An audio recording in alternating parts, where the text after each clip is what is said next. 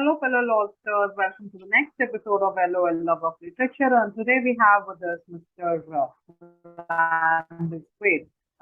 Welcome, Mr. Wade. And I'd request Ms. Dainty to do a formal introduction of Mr.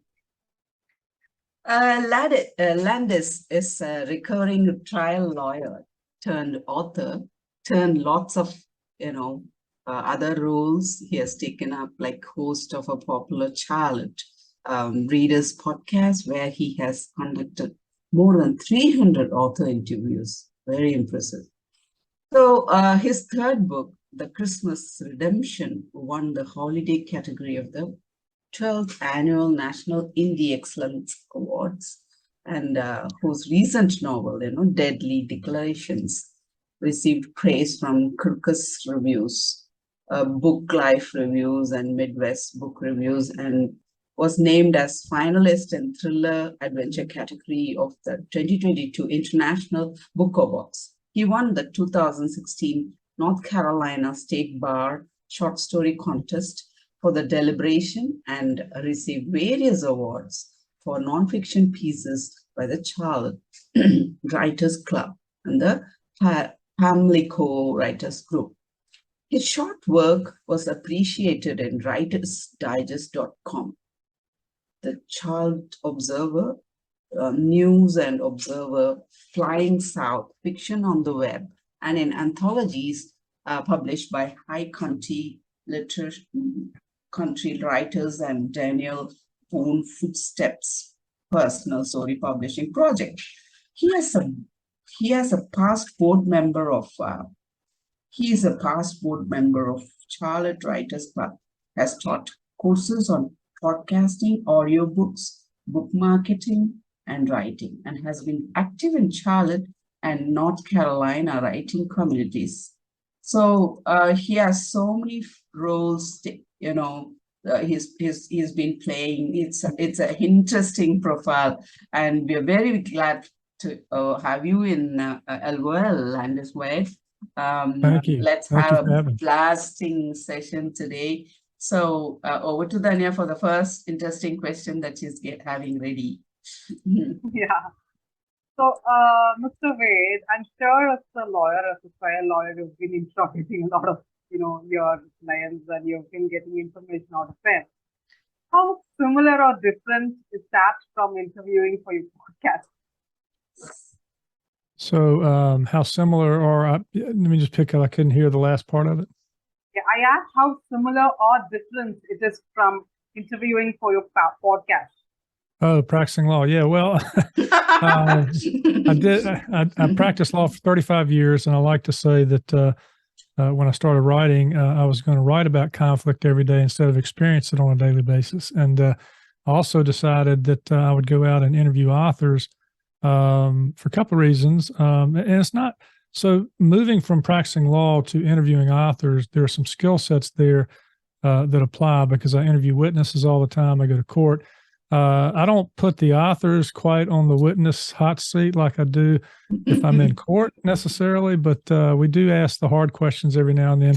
But there's not, that part of it was not much of a transition because I've been asking questions all my life.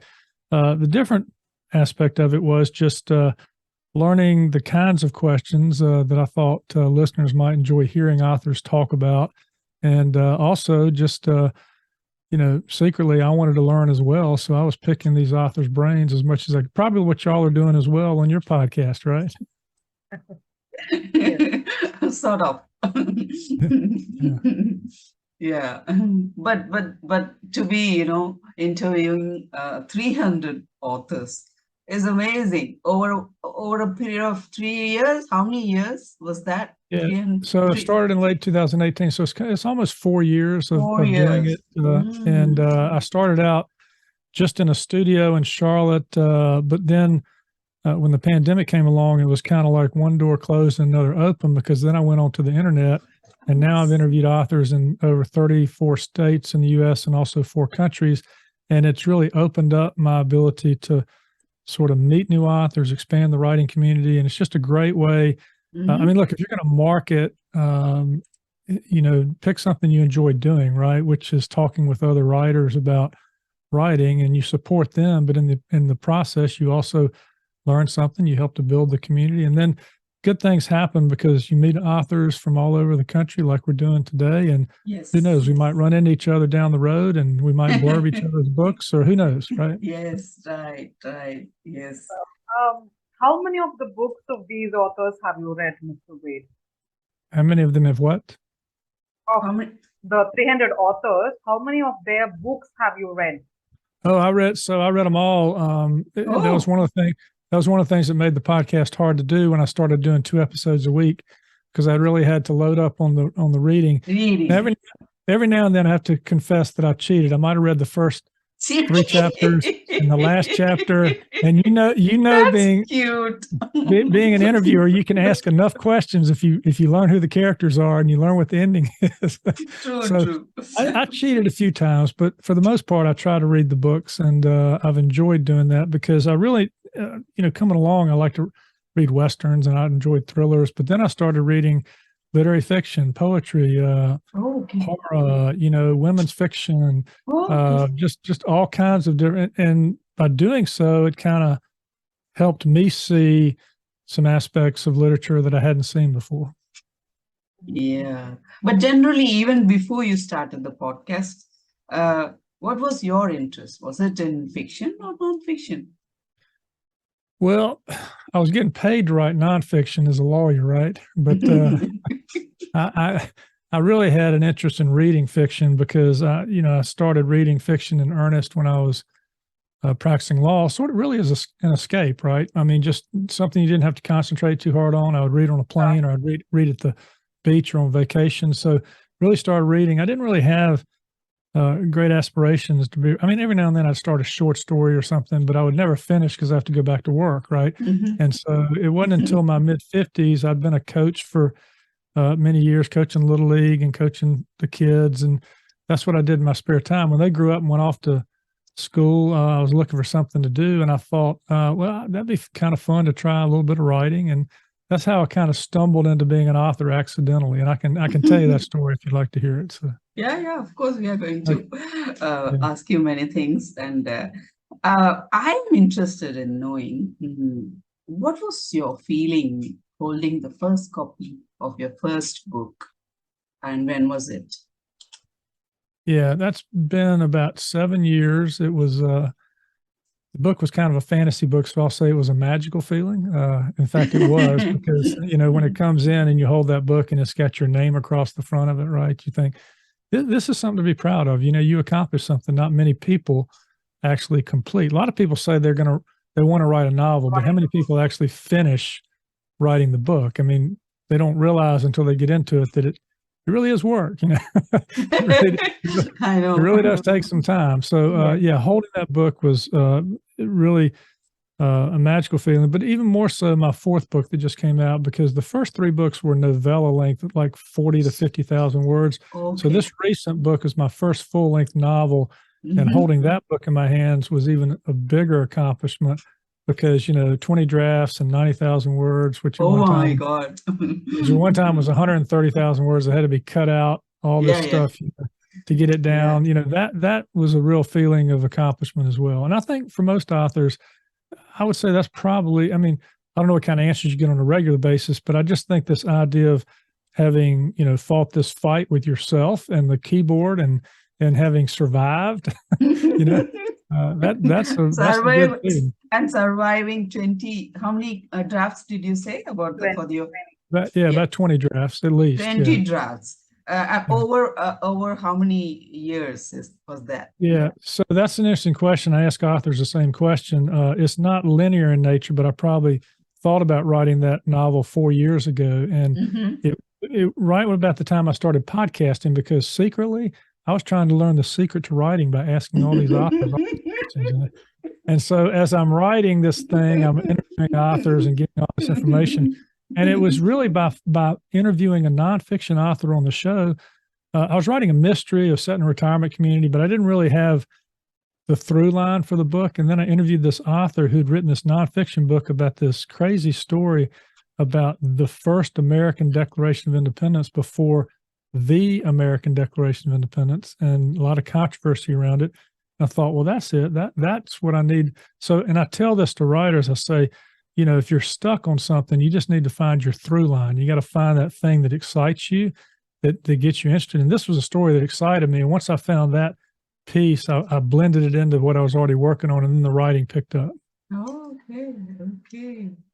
And what's this So, genre? Is this fourth book of yours? What genre is that?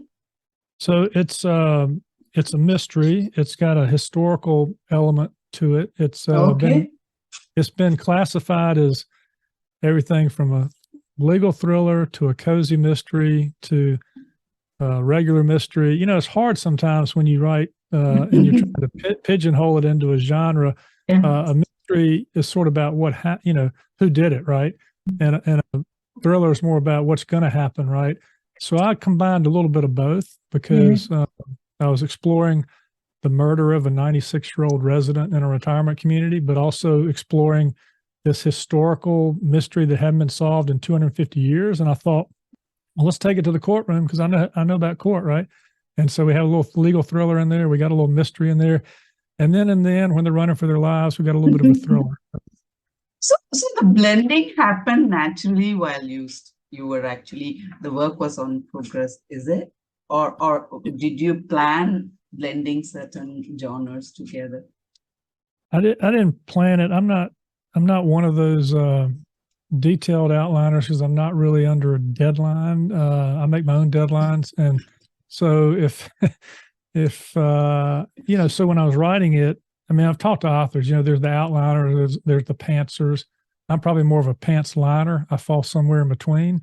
I kind of come up with some beats and some ideas, and then I kind of write to it. But I'm more of a discovery writer. I like to leave myself with cliffhangers and questions at the end of scenes and chapters so that I can go take a walk or I can go do something else and think about how to solve that cliffhanger or question that I've created for myself. That, for me, that's just the joy of writing. Now, many people do it different ways. That's very interesting. Yeah. There's a thing about mystery, right? When you write mystery, and especially a mystery that is this long, that is like 90,000 words, the challenge, at least according to me, would have been like how to, arrange your chapters. Like, where should you start a chapter and where should you end that chapter? And what should you reveal in a chapter and what should you hide, or like what should you leave it to the mystery? So how did you do? How did you plan that? How did you plan your chapters? Like, where or when? And did you have like a plan as to this is an event that I'll have to concentrate in this chapter, or did you have like characters deciding that for you? Yeah, that's a great question. I didn't plan it out entirely. After the book was written, I went back and created an outline for my audiobook narrator. And it was interesting to see. I said, well, this would have been a lot easier if I just had this to begin with, create 3 characters, 3 amateur sleuths who lived in a retirement community, each of them having different backgrounds. So I started to develop their characters, and I would write these scenes, these sort of quirky things that happened in the retirement community. Then I started writing courtroom scenes. And then, as you know, in the writing process, you kind of move things around. And so when I got into the 4th and 5th draft and I saw what I had, I started to move, pieces of the puzzle around. And then I did struggle at the end because it was funny. The book's kind of in 4 acts, and the 4th act is not the courtroom scene, but it's sort of they're chasing what they've learned, and the bad guys are after them and that kind of thing. And I'm still telling a little bit of the history. And one of the editors gave me some good advice. She said, look, this is not the time to give a history lesson when things are on the line and people are running for their lives. So I had to figure out a way, how do I get some of that important history into the story so the reader knew some of the background? And so I came up with this idea. They say that you've heard this, good artists borrow from other artists, and I'm not a great artist, but great artists steal from other artists, right? So I went and stole something from an author who was on my podcast. Her name is Megan Miranda. She writes legal thrillers. She's a New York Times bestselling author.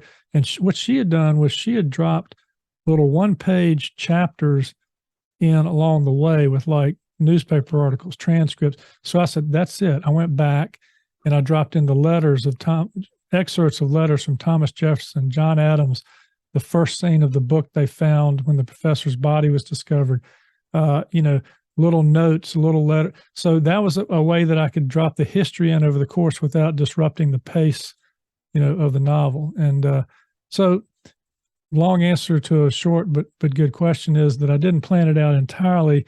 But once I got going, I had some good sources, having interviewed this author who'd already written a nonfiction book. That's my other advice. If you're going to write a book that has some history in it, find somebody that's written a great nonfiction book about it who doesn't mind you using their material and quote and giving them attribution, for it, because I tried to take the facts as far as I could before my imagination had to take it from there, because no one's ever solved this mystery, right? Except until now. My characters have solved the mystery, right? So, because you said this, I just wanted to let you know, Ms. Jayanti has also written a book which is based out of history, but Southeast Asian history, like Singapore and India and all that. But the way that she had brought in those is like she had brought in to bring the history together. She had brought in like a character who was having an imaginary conversation with the historical person.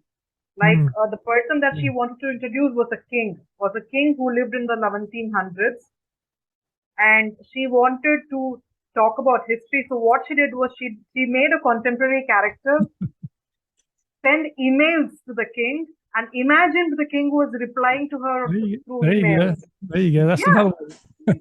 That's another way to get the history, right? Exactly. So she had used stuff like, because this king he is known for having built the largest temple in the world, which is India.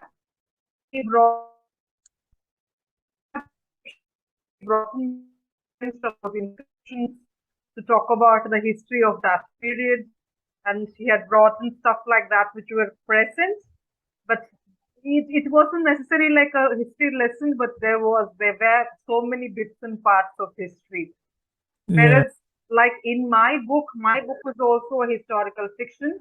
The way that I had brought out history was I had two characters who were living in that time, and I had what do you call postal letters. Like I had people writing letters to each other to show, where they were, because they were two army men. So when they were talking about the times when they were going to say, I'm going here, I'm going there, I was depicting that there was a war happening at this period of time, and these were the equipments that they were using, and this is what they felt at that time. So I'd use letters and she'd use email for our historical book. Yeah, no, that's great. There's good techniques, a lot of different techniques, and the other way that I tried to use the history, because this story has two sides to it. There are believers and non-believers in this historical narrative. I decided to put that issue on trial in a courtroom and have two sides approach it and bring in expert witnesses who could testify about the history, but in a fun way.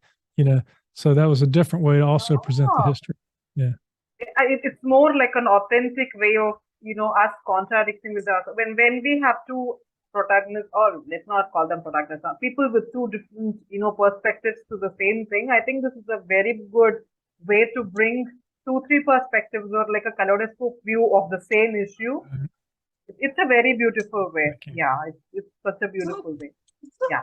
I'm coming back to the 20 drafts you were talking about. Yeah. So how much it changed? I mean, the basic story, how much it changed, how much of the techniques were changed, and who were your first readers, manuscript, raw drafts readers? Do you have anyone reading it? That's a good question. So early on, when I was just creating a mystery and I didn't have the Mecklenburg Declaration of Independence piece, it was a very different book, right? When I laid that in, I needed to add more of that historical context and sort of figure out how we're going to investigate this mystery.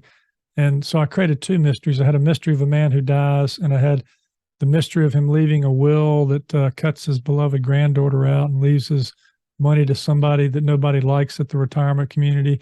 And then I have this mystery of the Mecklenburg Declaration of Independence. So really what changed over time was once I had those three elements in, was sort of figuring out, okay, how much do you put in, how much do you take out? I have a good editor. This was before I got to her. To answer your question, I had about 4 or 5 beta readers. One was a mystery writer in Charlotte that I respect, and she read it over and gave me some good feedback. And so I continued working on it after that. Then I sent it out to 4 or 5 people who were just readers, not editors, not authors, just to get their feel about, because I'm waiting on my editor. She's tied up doing other manuscripts. So I'm getting this feedback. And so I continued working on it.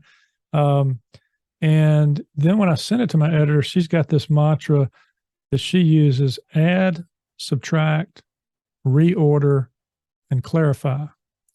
So, we're adding, she wants to subtract certain things, but then she might say, I want to hear more from you in this particular On certain chapter, things. which is adding, subtracting, adding, and then reordering is what should really be those first 2 or 3 chapters, and then the clarifying happens all the way to the very end of the manuscript, right? Because the writers, you're in your head and you think you've communicated well on the page, but not all the time. Sometimes it's still in your head and it's not on the page. So when a reader tells you they don't understand something, don't argue with them.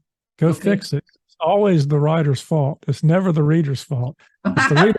If the reader doesn't understand it, you haven't done a good job of communicating it. So there's a lot of that that's going on. And sometimes it surprises you, right? Somebody says, I don't really understand what's going on here. And you're looking at it and you want to say, well, it's clear as day. It's right there. But then you look at it closely and you go, okay, yeah, I can clean that up. And also I try to go back and see if there are ways that I can present dialogue without using too many dialogue tags, as to who's saying what, he said, she said. Yeah. Readers are smart. They can figure out who's talking if you put enough information around that dialogue to give them a hint. And I just think that that it makes for I know a lot of people read right over he said and she said, and that's fine.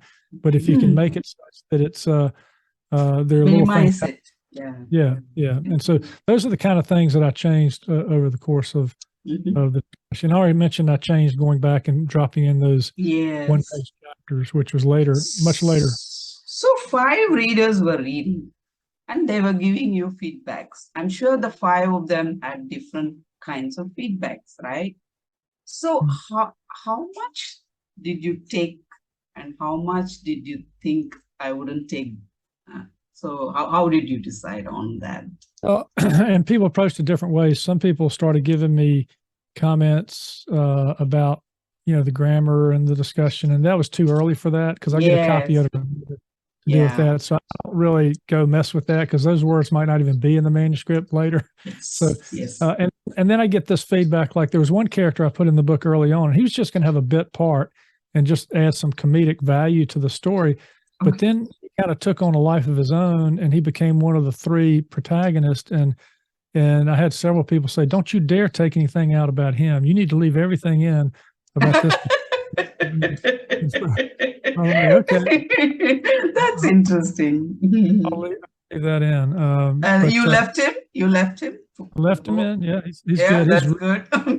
So, because he provides sort of the moral support with his humor and his comedic value to what these other characters are going through. I've got a real down on his luck kind of lawyer who's been kicked out of his law firm at age 65, and he finds himself in a retirement community. He thinks life is over.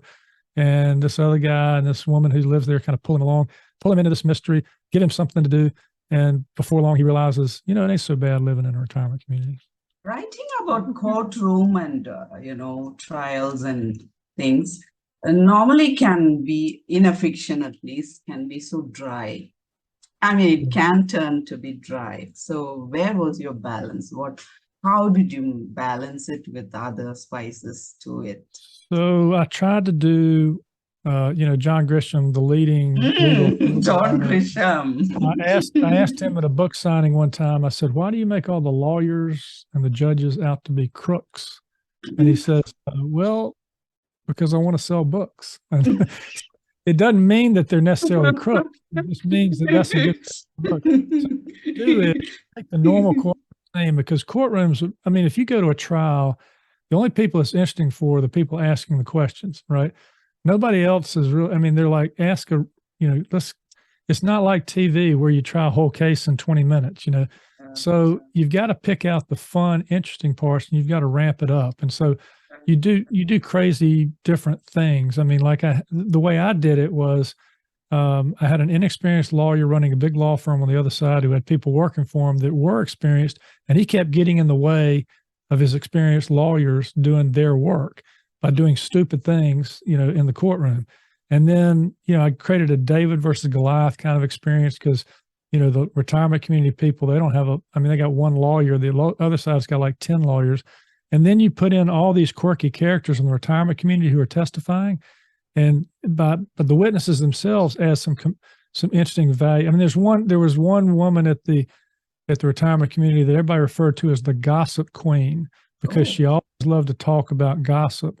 And she gets called down in the courtroom for a hearsay violation. And she turns to the judge and she says, "Judge, I'm sorry if I violated your rules, but I have to tell you that if I didn't hear about it, it didn't happen." So, you got to add a little humor. You got to add. Yeah. And John Grisham, he creates a jury and a very varied one. All the characters are different. Right. Yeah. And he will take each of them, and that's how he creates scope for fiction. I do think it's important to be realistic in terms of setting the scene. You've got to have a judge, a court reporter, jury. People sit in the right places. They follow the rules, and yet you need to spice it up with dialogue. You need to spice it up with things happening. Yeah, true. That lady character seems to be really adding right. And fun then elements too. Yes. it's like there was one of the characters gets thrown out of the courtroom. There's other things that happen in the courtroom, stuff that doesn't necessarily always happen in a courtroom. You got to make happen to make it interesting. And so it reminds me of that. There was a TV show in the early 80s on TV in the US called LA Law. And it really went over the top in terms of what happens in the legal profession. Like one time a lawyer is interviewing somebody in a deposition who's been injured in an accident. They don't think they're really hurt. So they set a trash can on fire underneath the table. Oh my and start cooking. They jump up and run out of the room. Whereas before they said they couldn't walk, And so those are the little kind of things that you do, to try to create something that you wouldn't ever do really, but you do it in fiction. Make it fun. Crazy fun. I think Mr. Wade, you've been writing in more than one genre, right? Because you've been writing nonfiction and fiction. See, while you're writing nonfiction, though, it's like a short thing, or you've been writing for work, and then transitioning from there to writing fiction. There are parts of nonfiction that you bring to fiction, especially when you write historical fiction. You're going to bring parts of history which have actually happened, which is a fact, and into fiction. So where do you draw that line where you stop it? Like, this is the I'm not going to bring more nonfiction here anymore. Like, this is the line. Do you have like a line where nonfiction stops and fiction starts, or it's just like an organic blend? Yeah, so that's a great question. Of course, when I was writing as a lawyer, I was writing information that only a few people wanted to read, maybe the client and the judge and maybe the other side. And then, lawyers tend to write, I'm afraid they write in passive voice quite a bit. They also don't, they like to take a bit too much time. Maybe it's because lawyers like to hear themselves talk. I don't know, but we go on for too long sometimes. So I had to unteach myself some of these bad habits that I'd learned writing nonfiction, because then when you write sort of not like creative nonfiction, you've got to be more of a storyteller too. You can't just write a dry bit of nonfiction. But I think whether you're writing creative nonfiction or you're writing fiction, it's all about storytelling. It's all about good characters. It's about a good pace. It's about a good storyline. And so for me, it was really practice. I actually pulled out a short story I wrote about 10 years ago the other day and looked at it and went, "Good gosh, that was terrible." what were you thinking? And it was because I did not have a good understanding of some of the nuts and bolts. Like I didn't understand point of view the way I understand it today. And so, and I think beginning writers sometimes don't. You understand when you read a book what point of view is, but you're not really sure why you understand it. When you start writing, if you don't really get in the head of a particular character or choose your point of view, you're going to go off on all kind of terrible tangents until you figure it out. So for me, it was sort of figuring out, okay, how to go from this writing this dry sort of legal stuff to writing stories that people would be interested in reading past page one, and it all was about learning. And even some of the authors I've interviewed on the show who, I think it was Steve Berry, New York Times bestselling author. I said, "You were an overnight success." He said, "Yeah, but it took 10 years, to be an overnight success." And that's because he said he had to go learn how to write. And you can take all kind of courses, and I've taken courses over the years, but ultimately, I think you've got to put yourself in the chair and you've got to just practice. And it's like anything else. The more you practice, the better you're going to get. So I'm sure that, you have had challenges while you were writing, but I'd like to know the technological challenges that you faced while you were creating and, editing your podcast. Because as podcasters, we understand that, we are not technically sound people. It's not like we have been doing recording and we have been doing sound edit for a really long time. We just are people who like to talk. That's all we are. And the reason that most of us pick podcasts is because we are not comfortable in front of a camera. Right. So what were the technical and technological challenges you faced while you started your podcast? Well, the first challenge I faced is I didn't know the difference between a mixing bowl and an audio mixer. And my wife would say that I didn't even know what a mixing bowl was. So I was starting out sort of way down here when it came to doing a podcast, but I saw it as a challenge, and probably as y'all do, because you learn new things as you podcast. You learn what you got to turn off when and when you got to turn on when and how you go about doing that. And you learn how to schedule, and you learn, so I've learned how to podcast in a studio. I've learned now how to podcast over the internet, and I've learned how to put up information on the website and the back office. And I used to have people at my law firm who would do all that stuff for me. The IT people would do everything. And now I'm having to learn how to do all, and I think it's great, the older you get, or even if you're young, just to try new things. And it's funny. So I really wanted to try podcasting. I'd say, "Hey, I want to be on the radio." And my mother said, "Well, what time did your radio show come on?" I said, "Well, Mom, it's a podcast. It comes on anytime you want it to come on, And so I went into the studio and I said, "Did you hear the one about the lawyer who walked into a podcast studio?" And I told people, it kind of sounds like a bad joke, right? Because that's what I was starting out. I was starting out with no information, no knowledge. I took someone from my critique group and said, "You're going to be my guinea pig. You're going to be my first interviewee." And I go in and I do it. And I think I lost the audio files, and I couldn't find them. And it just took a while to learn the processes. And the more you learn, the more comfortable you get. And I'm sure that's true for y'all. The more interviews you've done, the more comfortable you get interviewing people. When you first start out, you're like, "Oh, I got to think of every question. I got to think of, well, then you have to realize it's really just a conversation, and we all know how to have conversations. So just come up with some things, have a conversation. And I also tell authors, just to try to relax when you come on the show, because people want to hear what you have to say.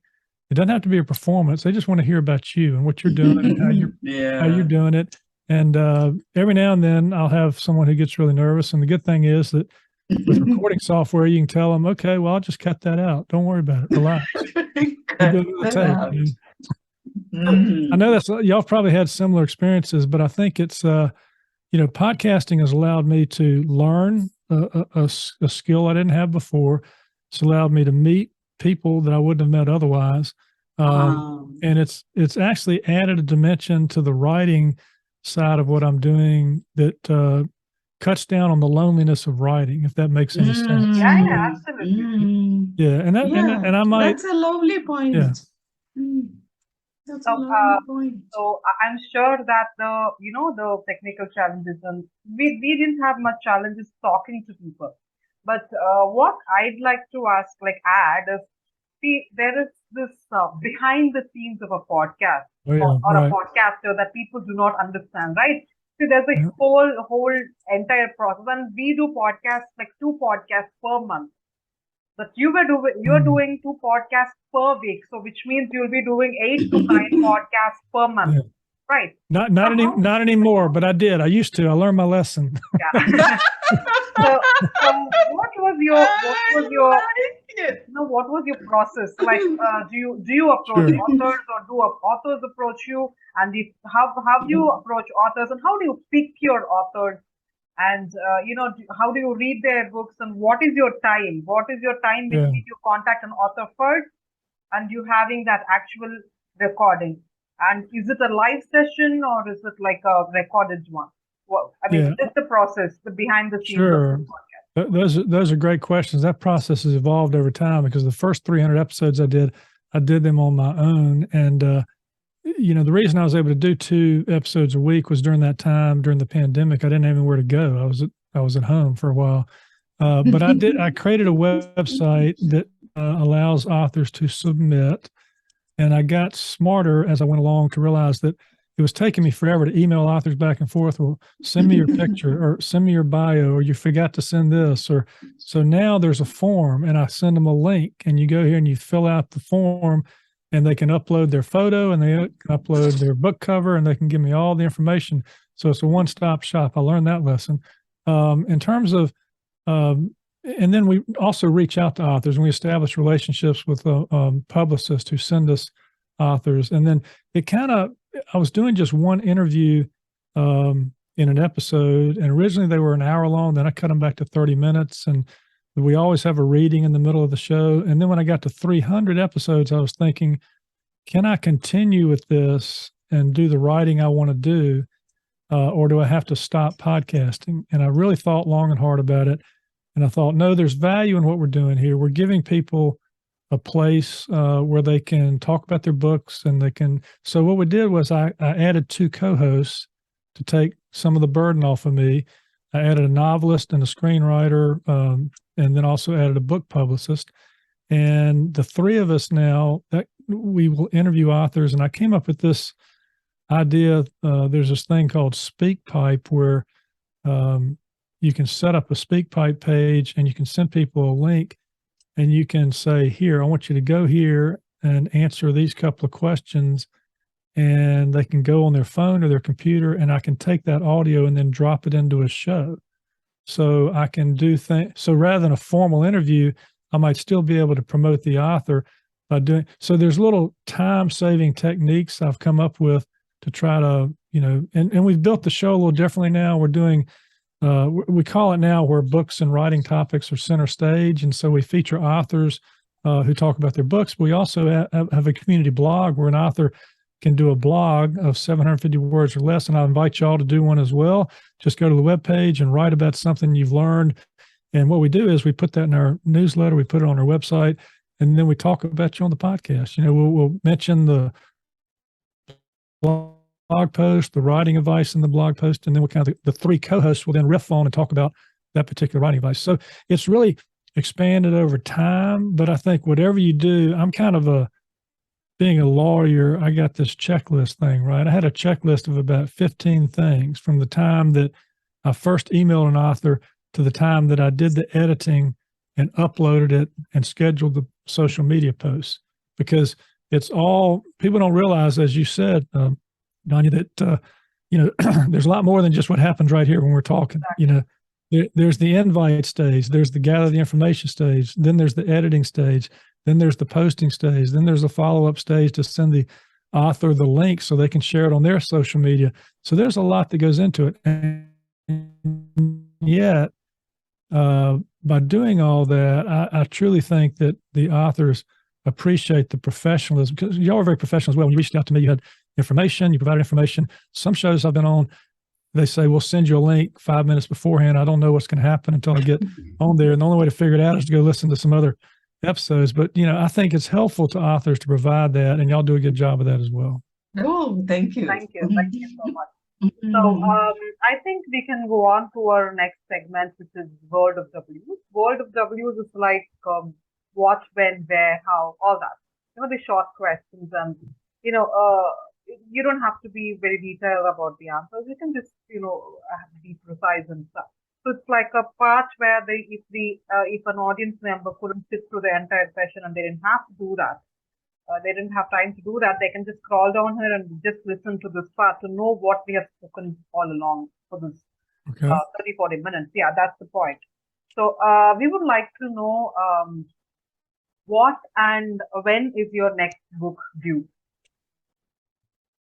Yeah. So that's a good question. I'm working now on a couple of things. One is I'm going to put together, now that I've got now about 315 podcast episodes and also 150 Patreon exclusive episodes, close to 450 episodes.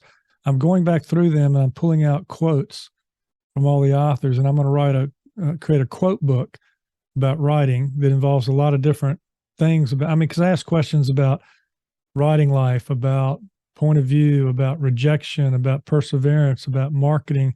And there's just a lot of good nuggets in there. And I thought, well, I'm going to put together a book that includes those quotes, and then authors and writers might enjoy reading through that and picking up some of their ideas. So I'm in the process of going through that. That'll probably come out sometime in the spring or summer next year. And I'm going to write a series that involves the book Daily Declarations. It's going to be another chapter in the lives of these three characters in the retirement community. There's going to be another probably murder to solve. It'll probably involve another historical narrative. So I'm going to work on that. And I'm thinking into next year maybe is probably when that might come out, or the first of the following year, because I like to have enough time to promote the book before it comes out. So that's kind of what I'm looking at. I've sort of settled into this idea that I like these characters and I want to continue to write about them. And I just think if you're going to solve mysteries, why not have some older sleuths who've got a lot of life experiences that they can bring to the equation? Because too often people say, well, when somebody gets to be 65, they're over the hill. They got nothing left. They're out of the game. And you're like, wait a minute. It's like, no, wait a minute. They're the ones that have all the experience. They're the ones that have all the life experience. So, yeah, I'm going to do that. And I know a lot of people who live in retirement communities. I've told them, send me your fun stories because, we've had some interesting things that happened at the retirement community. And so we'll do that. So those are the two things I'm working on. I'm hopeful that people enjoy the quote book on writing. That'll be great. That's going to be a great book, I think. The first one you mentioned. Yeah. And then since you told about, promoting, so how has this podcast helped you promote your works, your books? Yeah, it's great because when you have a podcast, you're in complete control, right? I mean, you can decide what goes on it, when it's going to release, what you're going to do. And so I'll talk about two things. One is that some of the creative things I did on the podcast. So I decided that, first of all, as the book's about to come out, while I'm interviewing authors, I would drop in a little 1-minute segment here and there about the book that's coming, right? It's sort of free publicity, that I follow that 90-10 rule. You're 90% supporting other people, but 10% you drop something in about yourself, because you don't want to overwhelm people. You don't want to overwhelm people with, please buy my book, please buy my book. So I do that on the podcast. But then also, I mentioned the audiobook narrator. I came up with an idea. I said, let me interview you on the podcast before my book comes out, but I don't want to interview just you. I want to interview 3 of my characters that you played in my audiobook. So we came up with a little script, and I interviewed, and he played the parts of the 3 characters, and I interviewed them on the podcast to kind of give a flavor for what the book was going to be about. And then we talked a little bit about the audiobook process and how it was created and the behind the scenes there. That was a way I used the podcast to kind of create, that kind of value. And then I had somebody, I mentioned the mystery writer who looked at my manuscript early on. I had her come on the show and interview me on my show, and we talked about some of the things we talked about. One of the funny things we talked about was I was doing this thing where I was ramping up. You say you always, create create more action, create more problems, create more obstacles, all this kind of stuff. And I thought, okay, well, I'll create a book club and I'll start killing off all the members of the book club who read the professor's manuscript. And it's like, by the time you got to page 50, I mean, everybody was dying, and so she wrote me, she said, Landis, look, you don't have to kill off everybody who lives at the retirement community.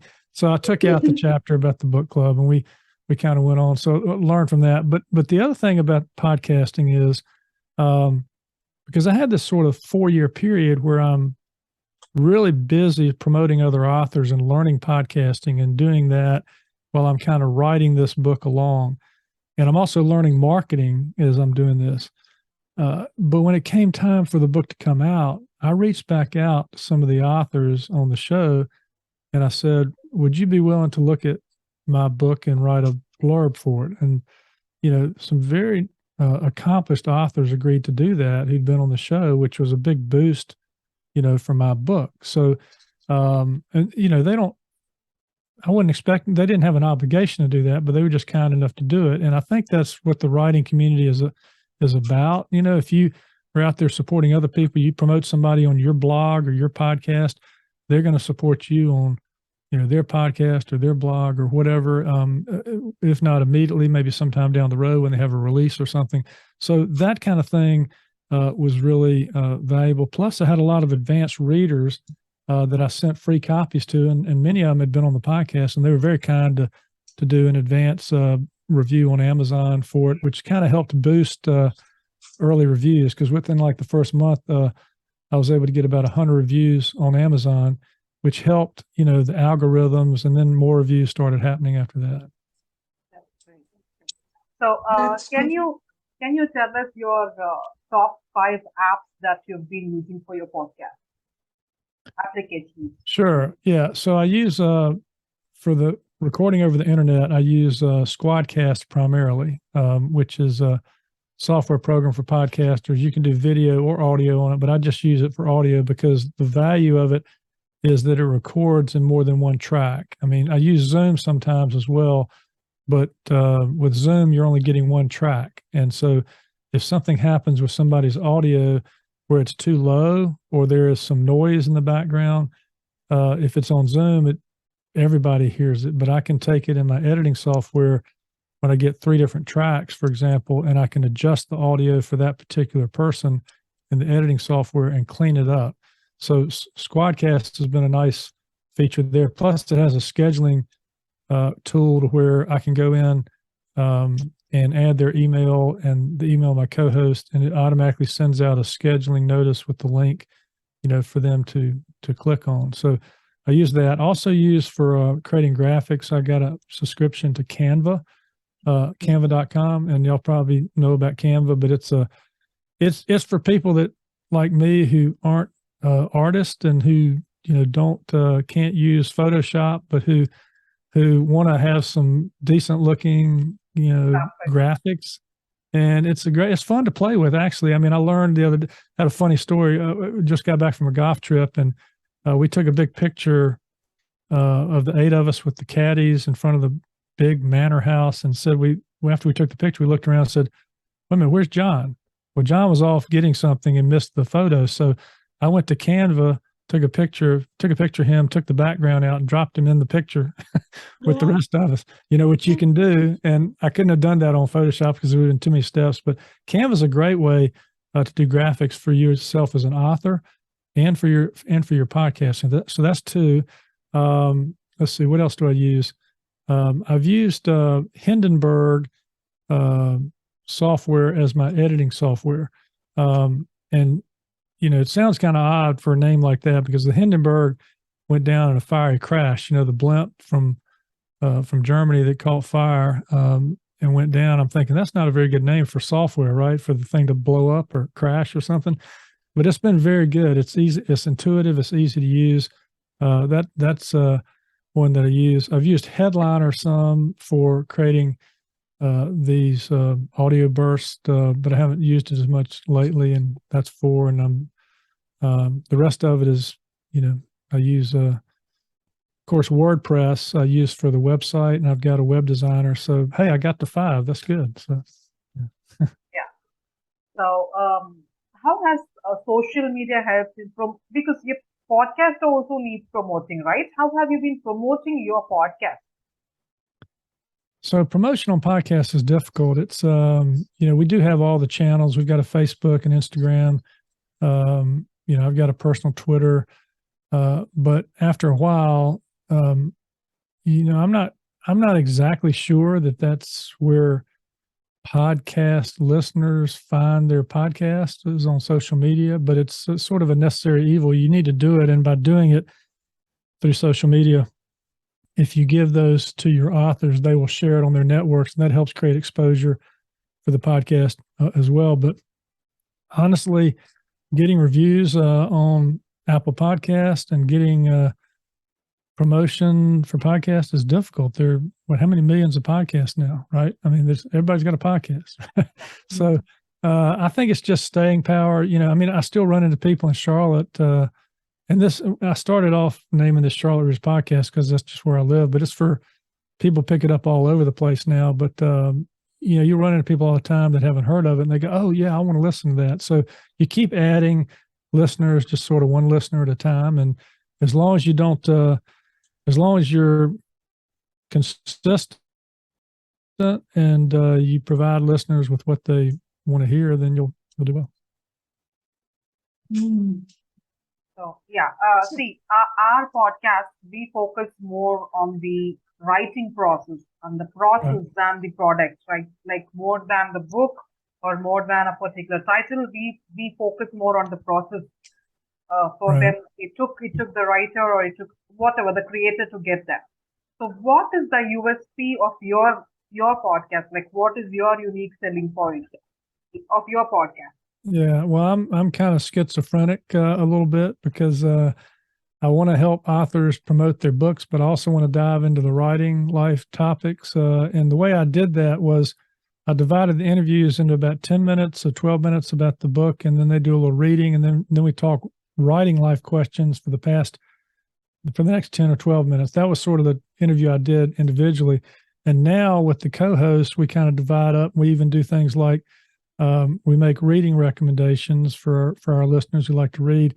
We take on a craft topic. We have a literary organization that'll leave us a 2-minute craft tip, and then we talk about that. And then we have our community blog to where people write about craft, and we talk about that and add to it. So it's for us, it's a blend now. As I said, it's where books and writing topics come together and are center stage. We feature the author and their books, but we also feature the behind the scenes and the writing process. So a little bit of both. Okay, that's interesting. So I think the one problem with it is, some people aren't interested in the writing process. They just want to know about the books. And some people don't want to know about what other authors have written necessarily, but they want to learn about the writing process. So what we decided to do now is put timestamps in our show notes. So if you want to listen to the author interview, we put a timestamp there. If you want to listen to the blog post on Writer's Block, we've got a timestamp for that. So, you can kind of scroll through and find what you want to, like you said earlier, Don, maybe they want to just scroll ahead. Yeah. So I think we've come to the end of our session. And if you have any parting words for aspiring authors and people who are, creating podcasts, and if you can share with us your experience through the session, what you felt having this interview with us, it would be great. Thanks. Yeah, no, I appreciate the opportunity to be on your podcast. I know how much work goes into doing this, and I take my hat off to you for being supportive of other writers. That's great that you're doing this. I think it's fantastic too that we can be all the way across the world from one another, and have this conversation. We're in 3 different countries, and we're doing this, and I love that aspect of podcasting. I think it's. I would say to aspiring podcasters, just get in there, roll up your sleeves, learn, try podcast. I know y'all are. I'm willing to share information that I've learned with other podcasters, and everybody has a story to tell or something that's unique. So pick something you enjoy. It's also like, and this is kind of combined advice for authors and podcasters is, if you're going to do it, don't chase necessarily what you think is going to bring you a big following. I mean, like, don't try to write to the next greatest thing in fiction, or don't try to pick the next podcast you think is going to produce 100,000 followers. Pick the podcast or pick the book that you would love to write or have a conversation about, because podcasting requires, most podcasts don't get past the first 7 episodes before people give up. And the reason they give up is they've chosen something that maybe they thought would be interesting to other people, but is not as interesting to them as they thought it might be, right? So Yeah. pick something that you're interested in. Y'all are very interested, like I am on the podcast, it sounds like, of learning how authors do their craft thing so that you can steal from them like I'm stealing, from them, right? and so pick something you enjoy talking about. Same thing's true with writing. Pick something you enjoy writing about, because it takes a lot of work. And if you're not passionate about it, nobody else is going to be passionate about it. And you can hear it in the voices of podcasters. You can hear it between the lines and the written word, whether an author or a podcaster is passionate about what they're doing. And that passion is contagious. If you see that on the page or on a podcast, people are going to come back. I mean, you could be talking about how to take apart and put back together a bicycle. And if you love doing it, you're going to find a bunch of people that like to learn how to take apart and put it back together a bicycle, And so that's just, that's the advice I'd leave. Thank you. Thank you so much. Thank you. Thank you very much for gracing LOL. It was very interesting, unique in every sense, because lawyer turned podcaster, writer is one. Most of the times we always have ladies in our LOL. Yeah. We hardly have men, and that's another interesting session for us today. Thank you very much, Landis. Thank you very much for having me.